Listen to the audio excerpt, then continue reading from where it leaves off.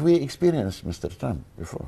Whether he had changed from that time, first period, and now we would have different, this is something to see. But let us hope that at the end of the day, wisdom will prevail.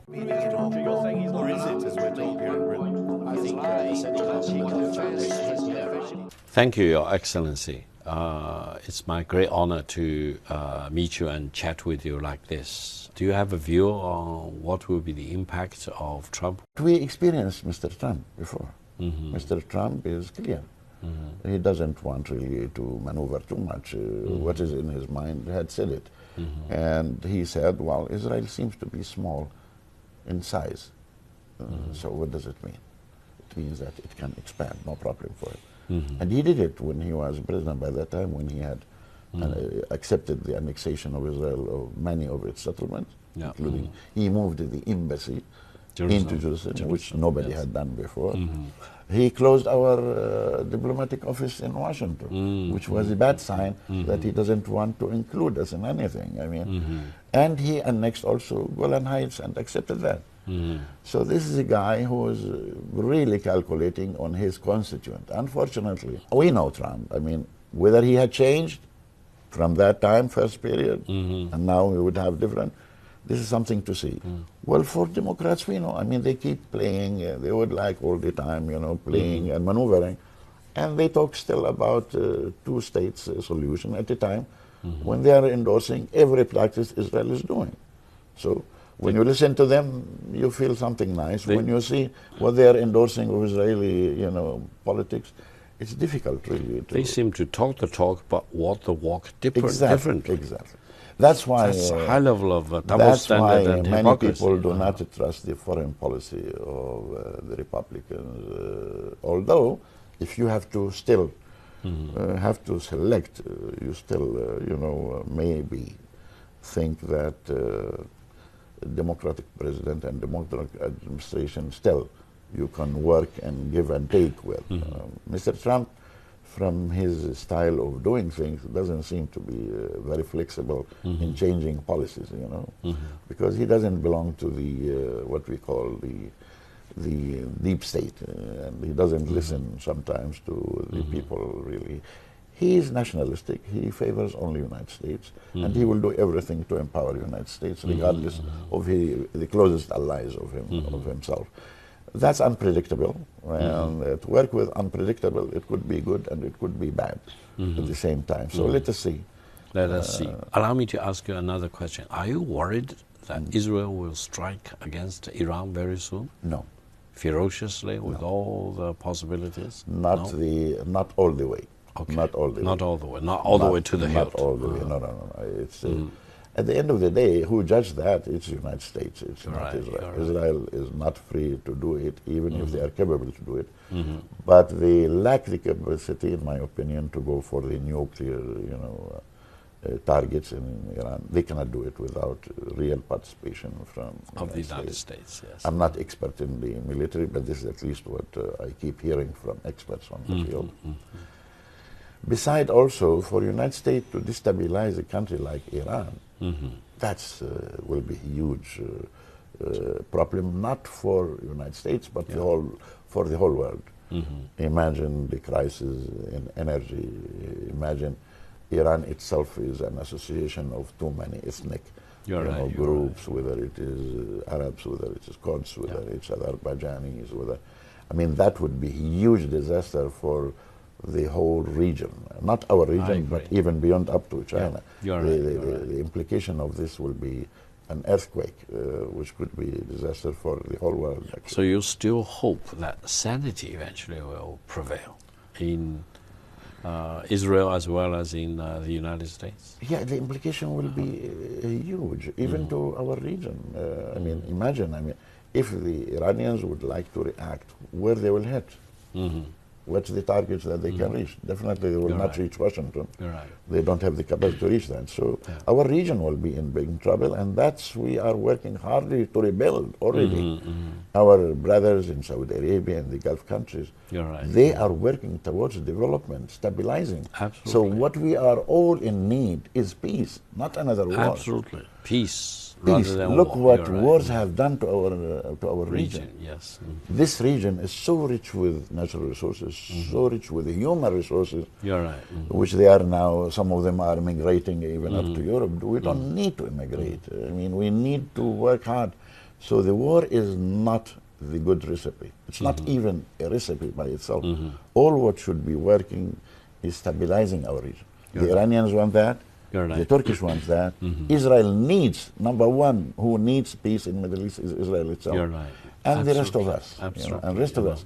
So we can live happily and look for the future generation to live in a prosperous model like Europe, if you want. Absolutely. But this needs wisdom, this needs leadership, this needs people who know history. You're right. And they should know what can work, what cannot work.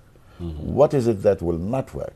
That there will never be a stable Middle East without Palestine as part of it. Absolutely. This is what all China believes, and we are also very, very, very good believers in that, because we know if others can done it, if China have done it after 100 years of very bad, we can still.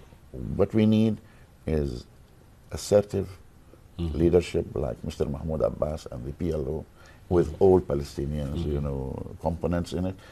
An Arab world which is in support of Palestine, which is happening also.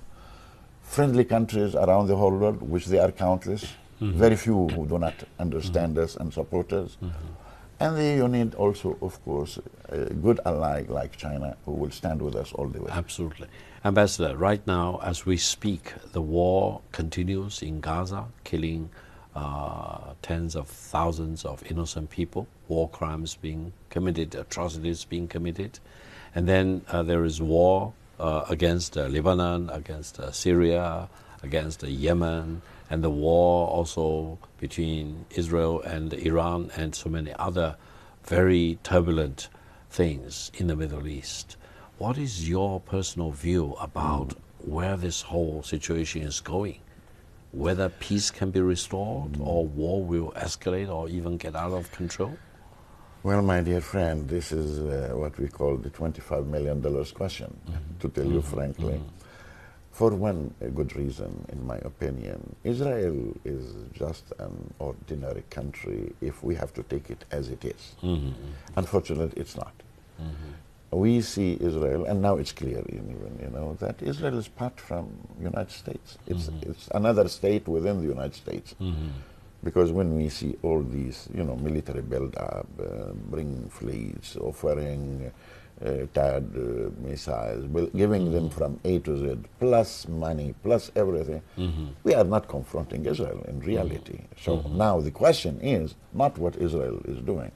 The question is what United States wants in our region. Now there are two, assumptions here.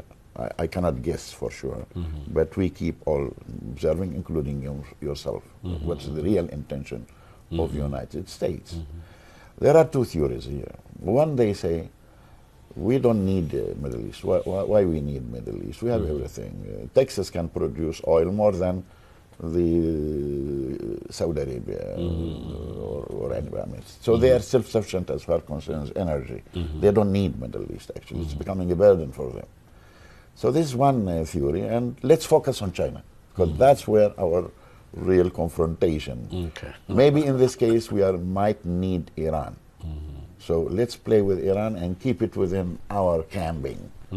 Otherwise, it would be the assumption that Iran would associate with Russia, with China, North Korea. So we are, helping China to have more ally like Iran. We will not let. So they are playing, maneuvering with Iran. They are not sincerely wants to destroy Iran. That's why they are limiting the Israelis, not to attack full scale, but trying to keep it under control, as they did all the time in the past.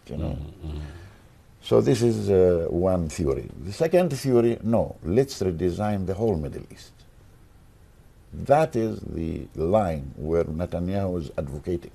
He's talking about redrawing. Regional reconfiguration, demographically, redesign the maps, even divide some countries like Iraq into three, or Syria into 2 or 3, then Israel will become the superpower among divided countries, and even there is no need for state. Let them all be non-state actors, which unfortunately Iranian had helped them even to do that by using the sectarian divide. Iran did not do that good, really. The policy in Iraq or in Syria or in Lebanon, or even in the case of Palestine also. Yeah. I mean, divided Middle East means Israel will become more powerful. You're right. This is where another theory of the United States, well, a weak Middle East will, and Israel can work very well taking care of the whole interior for us, and need to focus also. So at the end of the day, focus is how we are going to approach. I'm a little bit worried that there is those kind of ideas and those plans under the table, still they are in the working, because otherwise you cannot understand what the American policy wants. They can stop it tomorrow. By a phone call, they can stop the war tomorrow, in Gaza, in Lebanon, everywhere. Why they are not doing that? Why they would like to spend more from the taxpayers' money? Why they are paying too much in Ukraine at the same time that they are doing that also in our region? We are wondering about what is exactly the objectives of foreign policy in our region. And I tell you, not only me, many observers, they are doubtful about what is exactly their real intention. And I don't know, I'm sure China has got another perspective also. Yeah. But let us hope that at the end of the day, wisdom will prevail. You're right.